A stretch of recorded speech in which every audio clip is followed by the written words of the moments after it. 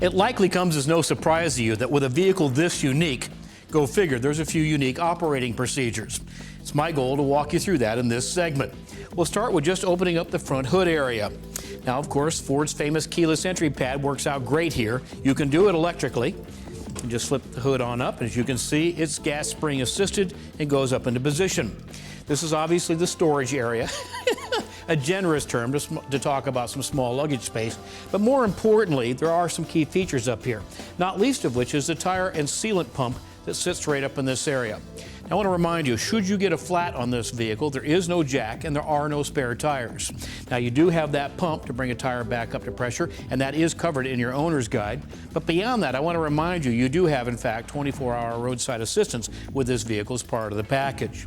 Beyond that, the washer fluid is here as well. A unique feature of this front hood cover is if you don't get it all the way closed, it will not reopen with the electronic keypad. You need to insert the key in the side of the vehicle, turn it, release the latch, and pull the hood back up. Now, this is the only fiberglass bodywork on the entire car. Do not be afraid to be forceful in getting it closed.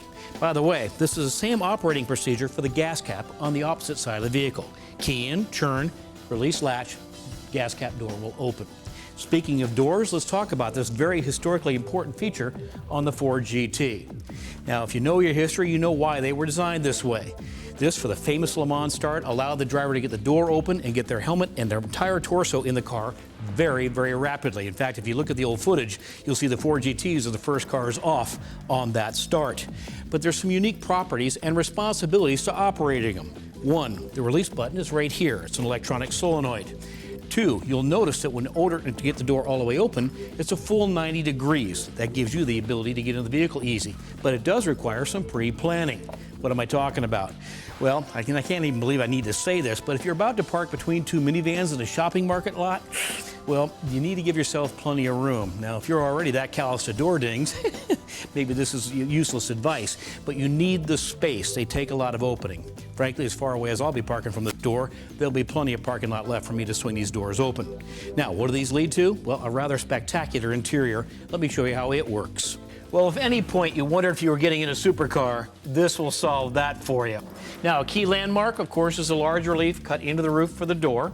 One you won't miss is a huge fuel tank sill. Remember, they used to have the gas tanks mounted outboard on these cars when they raced, and that really made this cutout even more important so the drivers could clear this big sill. In the real world, I'm glad they narrowed it up because the fuel tank actually rests in the center of the car.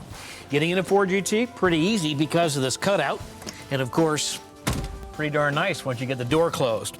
Now let's talk about the seats. Historically, very accurate in that they have full venting in them, just like the race cars. In terms of adjustability, how's this for a range of motion, depending what size driver you got? And if that weren't enough detail, you just reach back and grab this knob and crank the seat back where you want it. And of course, to get the steering column exactly where you want it. And note that it telescopes and tilts, and of course, locks right in. The instrument panel is exactly reminiscent of the original race cars. Tachometer, dead center. Speedometer, all the way off to the right. And of course, all the pertinent instruments as it applies to driving a car of this nature. Key switches, boy, almost like the race car. Headlights, fog lamps, and hazard lamps, and even a rear window defroster. Yeah, there are some modern conveniences in the all-new Ford GT. Of course, a historically accurate yet containing an airbag, 3-spoke steering wheel, and the electronic mirror adjustments right here on the door. HVAC controls right here, easy to reach, and of course completely adjustable in range of motion and fan speed. And boy, the outlets just work great. Now, of course, from a safety standpoint, we've got you pretty well covered. Of course, we've got the airbags for both driver and passenger. And of course, we have the child latch system. I mean, that's how thorough they were in this design. Darn lucky kid that gets to sit in here in a child's seat. And of course, you want to be able to shut this airbag off. So by using the ignition key here on the dashboard, you can de-arm that airbag. Now let's talk about this ignition key and driving a Ford GT. First of all, the procedure is as follows. Key in, turn it all the way over, push the clutch pedal all the way in, and that's important. It must be all the way to the floor, and hit the start button. And you've just lit 550 horsepower. It is now that I need to be good and turn it off so I can talk to you. But that'll give you a sense of it. It is imperative you get the clutch all the way down and hit the start button. If you think you got a hot start issue, Well, go ahead and just tap the throttle to the floor. That'll shut off the fuel pump and you won't flood the vehicle. Now, one unique property of driving a 6-speed supercar is the way they gate first gear. They actually put a spring load into it so that you're aware of the fact that you are now engaging first gear. If you've driven a lot of exotics, you know that sometimes reverse is locked out like that. Don't worry, when you push over, you're not going to accidentally get reverse gear, because that actually requires a pretty forceful movement to get the thing into reverse. From there, life is pretty normal. Well, if you consider 60 miles an hour in first gear normal. First gear, second gear, and the standard H pattern all the way up into 6th gear. By then, you'll be hustling pretty good. In fact, let's talk about that hustling pretty good. Remember, this is a car that does not have electronic traction control. It does not have electronic stability control. This is a driver's car. It's got Brembo brakes, huge, monstrous Goodyear tires, ABS, and electronic brake force distribution. It's a car meant to be driven by people who pay attention to driving a car.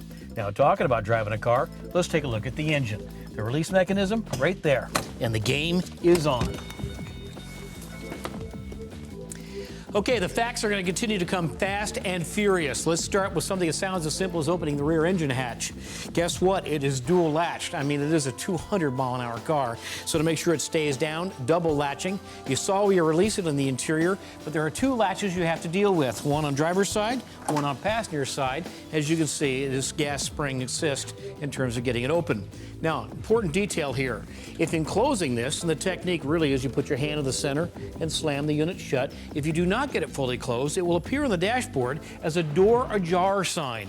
That'll also be true of the front hood and the doors themselves. So the instant you get that red lamp telling you something is ajar, you need to stop and check all 4 locations and make sure that everything is down nice and sound.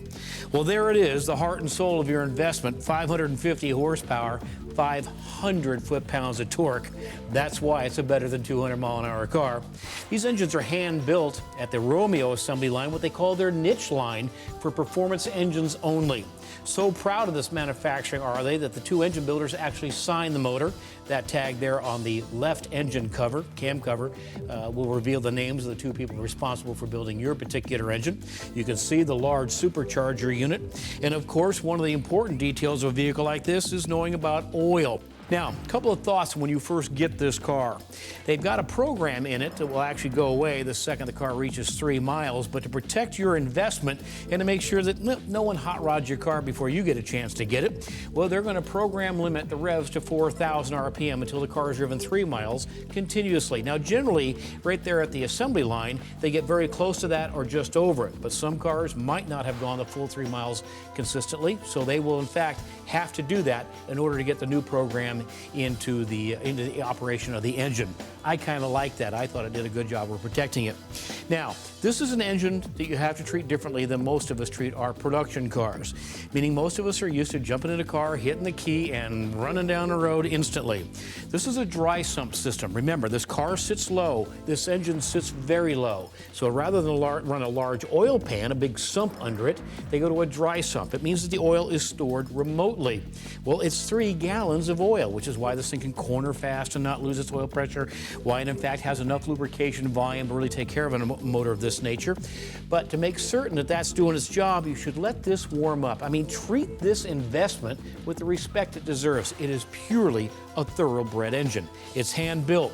Give it a chance to get broken in. Be kind to this thing in the beginning, and always when driving it, warm it up. I remind you, even NASCAR uses oil warmers before they send their cars out to practice or race. So take a moment, I always do with mine, to just make sure that this 3 gallons of oil has had a chance to get warm. With regard to checking the oil, I'll tell you what you do. Turn the motor off, release the hood, come around here, get the bonnet up, and then of course come around to this dipstick within 1 minute of shutdown and check the oil level. Anything after that will start to give you a false reading, so try and get that done within 1 minute of shutdown if you're going to check oil level. Obviously, this would be the power steering reservoir. On the other side, you see the 2 canisters that control coolant or antifreeze, depending on your perspective, as it applies to both the engine cooling and the intercooler. So very, very important fluid levels there. And you want to check your owner's guide on just how full those need to be, and you never want to open those while the car is hot. That would be a mistake. They are under pressure, so you want the engine to be cool when you do that. And again, you'll see inside where the levels should actually be. One of the unique driving experiences of this car that just stunned me is it's got a dual disc clutch. With this much horsepower, you want a lot of friction surface, so they go with a dual plate clutch. Traditionally, those act like light switches. Not the case here. They've done a really good job of making this thing very, very drivable on the street. And to that end, I got to tell you, the clutch is very, very light. And actually, the take-up takes getting a little used to because it is so light, but it sure makes the car shift nice. Again, nice clean gates, nice light touch, really easy on take-up. Now, where's all this horsepower going? It's going to what they call the Ricardo transaxle. Now, I understand that's not necessarily a household name, but if you're a sports enthusiast from racing, then you know in the IRL, that is a transaxle they actually use in those Indy cars. It uses a very specific branded Ricardo oil to protect those synchro rings and the internal gears, and like the engine, deserves a mile or two to come to temperature so we can protect it. Yep, this is really the heart and soul of your investment. This is the area that if you'll take care of it, it will take care of you. Last and kind of interesting detail, all the heat generated here is sent out the back, just like traditional race cars, just like the legendary race cars prior to this one, where they literally vent them out of the back side around the license plate area and taillights. It is a substantial amount of heat, enough so that if your dealer is inclined to put one of their plastic license plate frames on it, it will probably not resemble the shape of the license plate by the time you get it home. This is a car that deserves a steel license plate frame, and I would encourage you to do so. Well, there you have it. The heart of a legend. This thing is an amazing car. A lot of people are envious of what we get to own and drive. Take care of it, and it'll take care of you. And that's a brief overview of your Ford GT.